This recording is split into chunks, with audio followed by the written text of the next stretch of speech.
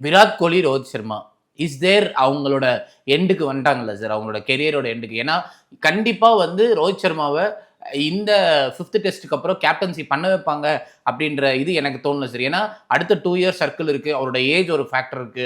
அவரோட ஒரு ஃபார்ம் ஒரு ஃபேக்டர் இருக்கு. விராட் கோலி அடுத்த அடுத்த ஒரு இந்த சைக்கிள் ஆடுவாரா?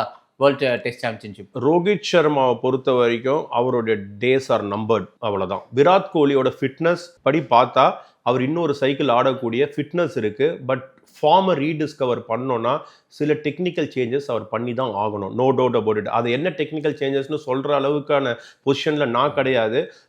அவருடைய சைல்ட்ஹுட் கோச் கிட்ட போயிட்டு எங்கே தப்பு பண்ணுறோன்றத விராட் கோலி போய் பேசலாம். அப்படி இல்லைன்னா இந்த டூர்லேயே பார்த்தீங்கன்னா கவாஸ்கர் மாதிரி ஒரு மிகப்பெரிய லெஜண்ட் இருக்கார், அவர்கிட்ட பேசலாம். ரவி சாஸ்திரி நல்ல கனெக்ஷன் இருக்கு. ஸோ விராட் கோலி அவருடைய ஃபார்மை ரீடிஸ்கவர் பண்ணுறது அவர் கையில் தான் இருக்குது. பட் ரோஹித் சர்மாவை பொறுத்த வரைக்கும் ஆஸ் அ